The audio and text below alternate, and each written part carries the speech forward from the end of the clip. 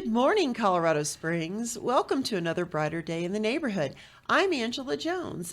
Join me in welcoming today Fred Ramirez, a very good friend of mine. Hi, Angela. How you doing today? I'm doing good. I'm doing glad. I'm glad you could find some time to come over here and spend some time with me. I was excited about it. I thought it was going to happen later, but hey, we did it sooner than later. So yeah, awesome. I'm super stoked. It has been cold out. yes, very cold. Our guys are really not liking the cold being out there, so we try to get them a lot of inside work, but Yeah, it's not working lately. yeah, so speaking of your guys, so you're one of the owners and founders of Apache Electric here in Colorado Springs. Yes, we had to found it little over a year ago because we had a loss with a friend of ours that we had another business with, Earl Micek, which you know too. Yeah, That's how we mutually met, was through Earl. So that's how we founded it. We just had to come up with something. We had 8 guys that needed to keep working, so I told Justin, he was surprised that I actually made him a partner because I didn't really have to, but it was like, you know what, you've been running Lumen. So I just went ahead and, okay, Justin, let's just go in business together and try this. So just a little bit of background. You're a master electrician? Yes. Okay. Been a master electrician. I've been at the electrical field for 33 years. So how did you get into that? Well, I've been in construction since I was 9. Right. Parents got divorced, had to help my mom out, so I've been in construction since I was 9. Did everything but plumbing. That's not something I would do. That's shitty work. Oh, yeah. All I know is shit runs downhill, you can pump it back up. So Yeah, that's the trajectory. When I was doing flips, I on my own, like I was kind of GCing my projects. Had a couple plumbers come out, and at one point in time, we added this drainage for washing machine, or an extra, because we had apartments upstairs in this building. Anyway, he had it going where it went sort of slightly uphill and then back down, and I'm like, that uphill's not going to work, And so I actually started doing a little bit of plumbing myself, because it was, there's certain principles. Not that it's not hard, not that plumbers aren't extraordinarily valuable, but, some basic plumbing you can get to. But there is no basic electric from my perspective. Electricity is a moving entity, so it changes its mind. You think you figure it out, and it'll change its mind on you and do something different. So I've seen electricity jump 30 foot from one person to another and get the other person. So every time you think you have it figured out, throw that out the door and start over again. So. Well, I always thought it was interesting that, electricity is just like pure energy, and, it's made up of exactly the same thing that everything is made up of, the atoms, neutrons, electrons, like on the very basic level. But how it's just, that power, how you harness it, how you move it. Nikola Tesla was the best one on harnessing it. He's the one that's why we got electricity today, because of his transformer that he designed. So, Edison got a lot of credit, but Tesla was the one. We wouldn't even have cell phone technology today if it wouldn't be for Tesla. Yeah, so. and Tesla was a Coloradan, or at least was in Colorado Springs for a period of time. For a little over a year, he did some stuff by Memorial Park somewhere. Yeah. And actually lit light bulbs in Palmer Lake, where you could hear it crackling in, Cripple Creek. Yeah. So he was an amazing guy. I mean, even today, the technology he has, or the stuff he came up with, is still ahead of time. So. Right, absolutely. I think it's fascinating. I love it, to kind of delve into those touch points of history and, the real practical, our day-to-day and stuff like that. Speaking of history, I want to talk with you a little bit about, like, your history. So you're native Coloradan. Yep. Okay. And you were born in Denver. Yes. And you moved to Alamosa. Yes. Okay. I was born in Denver, raised in Alamosa for the last part of my schooling. I actually graduated there, but my dad did not energy conservation. He did oil seismograph research. So we traveled all over the United States. I've seen 42 of the states. So. Oh, tell me more about that. Like, what oil seismograph research? They go around and try to find out where the oil is in the ground. Okay. So they send sound waves down, and it'll let them know. There's a whole reading on it. Is it kind of like a tuning fork thing, or is it? It's a big. Sticks They're like big they do for trucks that have water, these big metal pads, and they just lift up and vibrate. And they have lines set that way they can pick up the vibration. So when it picks up oil pockets, or they can. I don't know how they read it, but they know how to do it. Did you travel with him up until about 9? Yes. Is that when about your parents? Yes, that's split? when about they split up. So after that, Okay. my mom relocated back to Alamosa, and we just stayed there, went to school. And So she's from Alamosa originally. she's actually from Amalia, New Mexico, so it's right by the Okay. border town of Colorado. New Mexico. So, yeah. Okay. I love, just sidebar, in that whole area, I love to go down like Taos or what have you. And I need to get back down there because I mean, you can fight me on this, but there is nothing better than Christmas style enchiladas. Yep. It's nice. They're amazing. Well, I've changed their whole outlook on Christmas because we do the traditional Thanksgiving turkey ham stuff. Christmas, we do the Mexican rellenos and Yeah. pozole and all that stuff. And everybody's Yeah. like, now they can't go back to having just a turkey or something. I'm coming to your house this Christmas. Everybody does. Well, I'm looking for that invitation. You just you go ahead and put that in your I'll have calendar. to deliver you some chili rellenos. Oh yeah. You'll never eat a absolutely. traditional one again. No, Mine aren't no. traditional, so. Ooh, I'm intrigued. I'm excited. So I'm gonna get back. I'll get back to your cooking, acumen, which I was not aware. But let's talk a little bit more about Alamosa because I've been down there. I think. Well, my son actually considered going to Alamosa State at one point in time, play on their soccer team. So been down there for that. But otherwise, I've been down to there to court. But there's even not a lot of Coloradans have ever gotten down to Alamosa. No, a lot of people don't, because there's really nothing there but farm community. So if you're not a farmer, you're really Yeah. not going to do anything there. That's the reason I left it, because construction, if you don't do it during the summertime, warm time, during the winter, you have nothing. There's I nothing to do. actually did work with a guy that did low-income apartments. So he would build them. It looked like they were open apartments, but there was nothing inside. That way he could go ahead and move on the inside after it got cold. So That's a smart model. he was very intelligent about Yeah. that. And So how did you get involved in like construction itself at age 9? just my mom needed help supporting us. So Okay. I just asked an older guy that was 64 years old walking home from school, and he was like, show up here Saturday. I And did. he would And, let you yep. like pick up stuff He on the just, job. I was cleaning up the job site at first. I wasn't the normal 9-year-old either, so I was Okay. bigger. My grandfather had taught me Right. how to work, so. Right. And he just showed me there. That first day I was there, he actually kicked me over a box because I was picking it up with my back, not my legs. So he's like, don't you ever let me catch you doing that again. I was like, oh, okay. Well, I barely know you, and you kicked me. But he landed up being a really wise old man for me that taught me a lot. And he never Yeah. used a tape measure and would frame, lay concrete, do everything. Wow. So Wow. So and he was how old when you he was started? working with 64 him? when I started with him. Wow. That's amazing.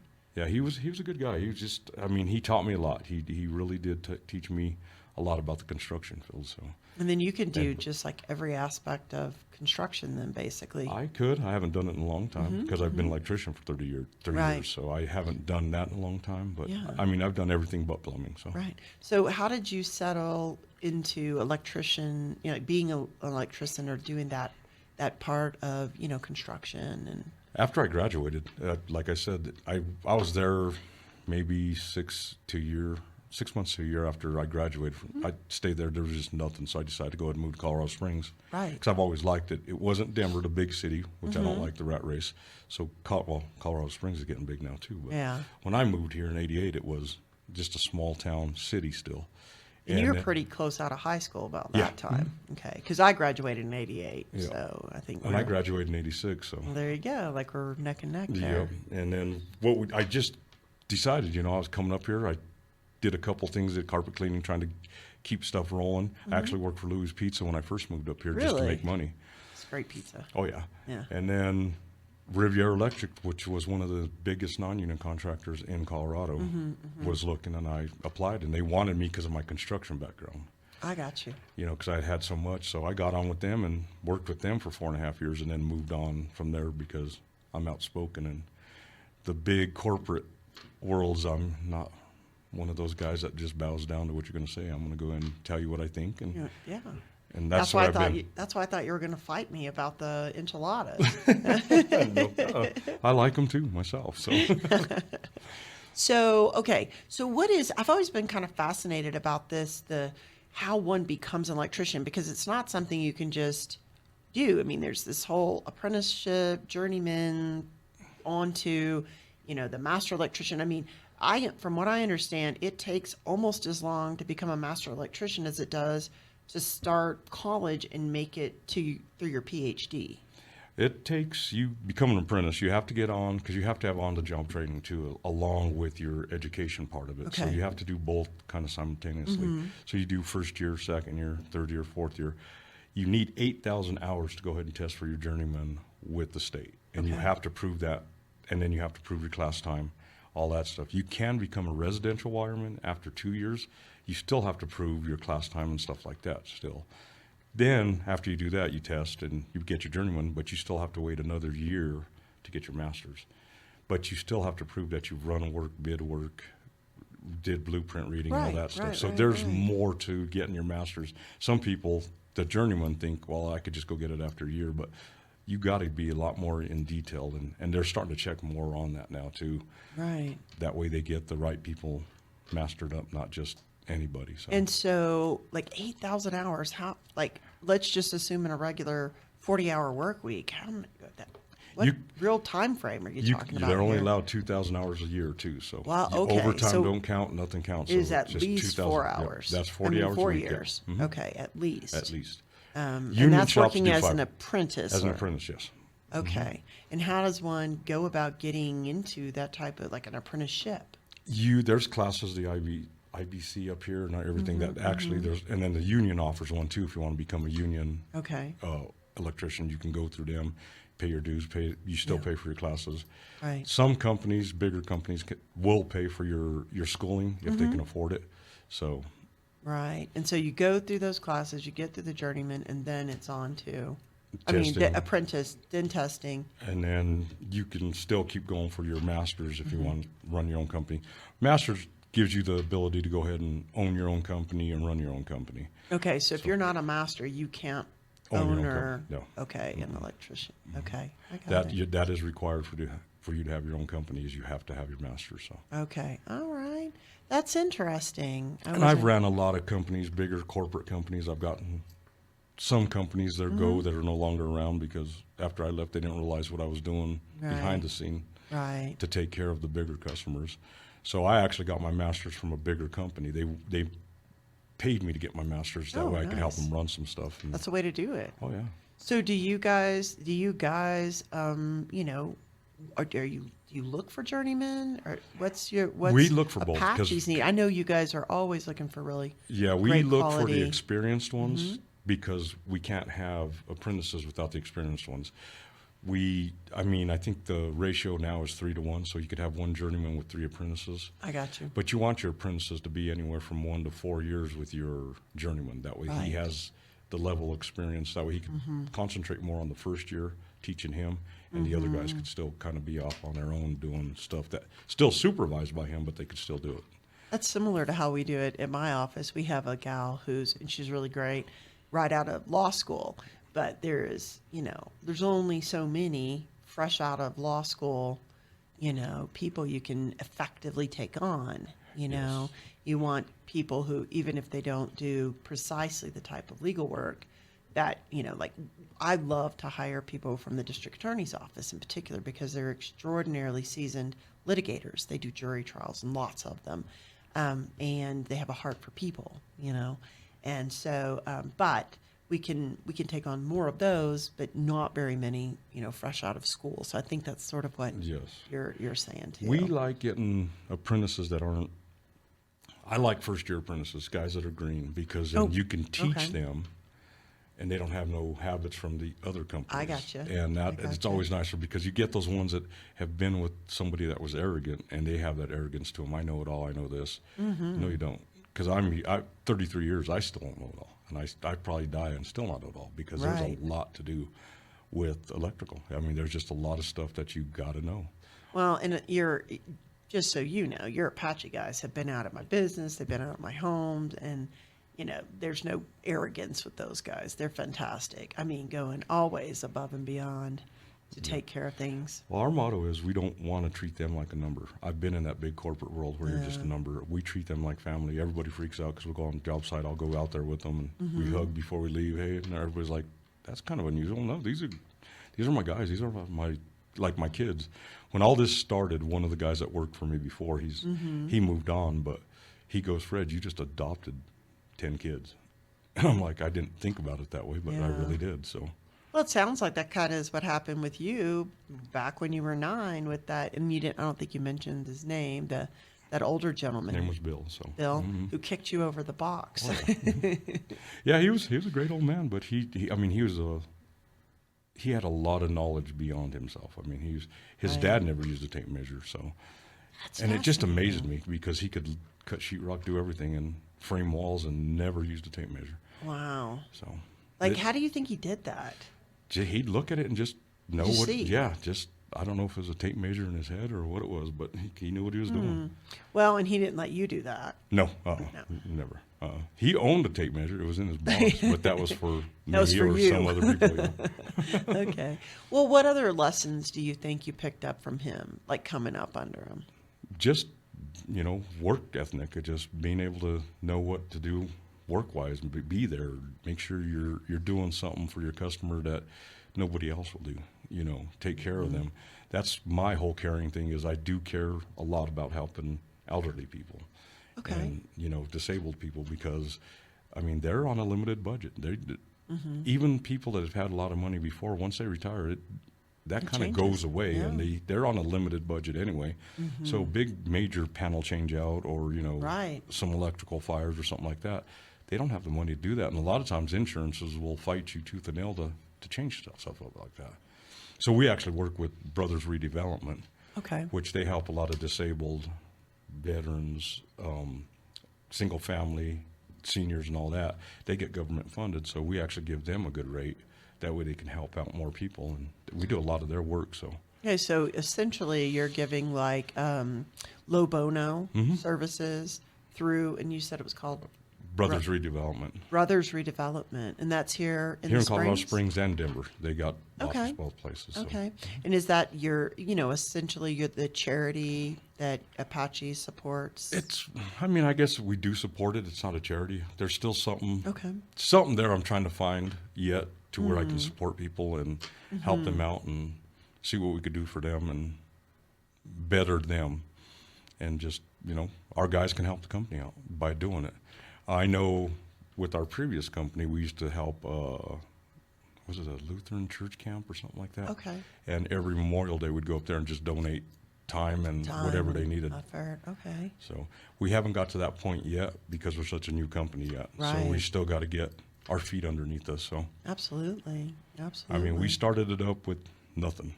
I mean, we had nothing. So yeah, because I know it was sort of for you, just found yourself like you said, like with these 10 guys who are looking for a new home. And see, I knew by myself I could go do it. I've been here such a long time. I knew I could do my own, but I knew we had guys in place that they couldn't. I mean, they could move to another company. I didn't want them to move to a bigger company because they just have that fighting tooth and nail for their position and stuff like that.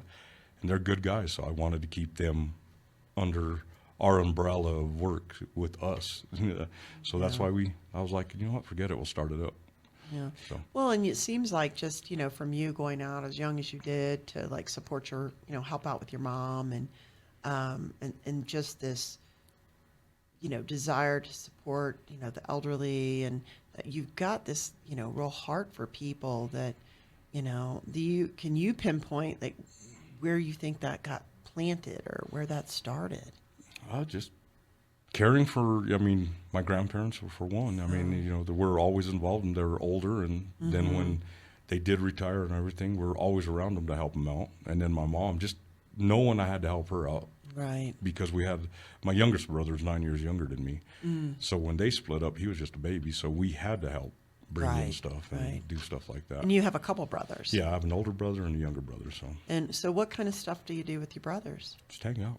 Me and my older brother are the ones that are close because we went through. You're closer in age. We went through the hell of life together. Me and him did. So my younger brother didn't get to experience that, which was good because he didn't get to experience the bad part of my dad because he was real abusive and stuff. So, but that's I think what made me and my older brother a better person was because we didn't want to be that part of that life. And that's interesting that you bring that up because, one of the things that we talk to people about, divorce is very tough, but sometimes it's absolutely the best thing, especially for the kids involved. And it sounds like your mom stepped into that, even to financial hardship that probably didn't exist prior to give you a better life. And even though you had, you had to kind of step up and become a, big little man, or, early on. Sounds like ultimately that was a better choice for you and your brothers. It taught me and my older brother, because he's the first one that started working. He was 13. So he had already started working previous to that. Yeah. And it wasn't making ends meet, and I knew it wasn't. So, and I had friends. I was 12 years old making $12.50 an hour, or 9 years old making $12.50 an hour, which was unheard of back then. That was late 70s. So yeah, I think But I only did 8 hours, 10 hours a week, so it wasn't like he was going broke. No, sure. But he knew what the situation was. So he was actually helping me out too. Helping you out, and helping your mom out. And friends were like, "Oh, you made all this money." No, I didn't. It's my mom's. You didn't keep it? No, that's my mom's money. If she wants to give me some, if I need to do something, she'll give it to me. To give some context to this, and I'm trying to, and you're talking about late 70s. I know when I got my first job, and it was probably. And I cleaned around my dad's office. He worked at a pest control company when I was 12. And, I don't remember how much I made then. But when I got my very first job, I made like $2.35 an hour when I was 15. And then the minimum wage went up. Federal minimum wage went up to like $3.25. And when I started as an apprentice electrician, it was $4.25 an hour. And that was better than minimum wage, but it was still $4.25 an hour in '88. I remember, even my oldest son, who's 30 now, I used to babysit this little girl for after school for $2 an hour so we could, supplement our grocery money. Yep. So. Yeah, that's why I ordered for Louis Pizza, was because that was, I could work, I think I was only working 9-10 hours a week, but I was making like $350-400 a month or a week, because I wasn't one of those little kids that was just trying to, supplement something. I was. Okay, I'm going to make money. Yeah, you're hustling. You're hustling from that, early age. Well, I know you've got, some hobbies. Like you're out there riding your Harley. You getting out much and doing that? Not lately. It's down and out, so it's getting fixed right now. Oh. So I don't get to ride it. Justin keeps getting on me. You got to get your bike fixed. So just as an aside, you've mentioned Justin a couple times. Justin Schmidt is the co-owner of Apache. Yes. He's the one I made business partner, because he worked with our old company. He worked his hiney off to get it done, get stuff done. So when he was lost when we lost Earl, and it was like, you know what, don't worry about it. We were all lost. And he was surprised when I told him, well, I'll just make you a business partner, because he was like, really? And I'm like, yeah, why don't we just, because you've worked hard at it. He's been at it for a long time. He's been at it 16 years now too himself. So yeah, he's a good guy. He's actually, he and I have gone back, years. I met him through Earl as well. And I met Earl. It was funny because Earl had this little tagline, and I thought was really hilarious, was he was an electrician. He would say, let me check your shorts. He had that kind of off color sense of humor. But he was just a character and a great guy. Me and you both knew him. Earl was just he was a great guy. He was fun to be around. I've known Earl for 30 years. We started almost at the same time in the electrical field, so I knew Earl for a long time. And everybody freaks out about that. They're like, "You knew Earl that long?" Yeah, forever. We've been through a lot together. Well, Fred, we're running out of time. I love spending time with you, and we'll have to start getting together more often. Yes. I think with us both being busy, but you have got to get Justin to come over and spend some time with us over here as well. I will. I got to get him over there. Yeah. Over here, and drag him over here and get him in there. We're supposed to do it all later on, but right. This one came up quick, so it was just great. me.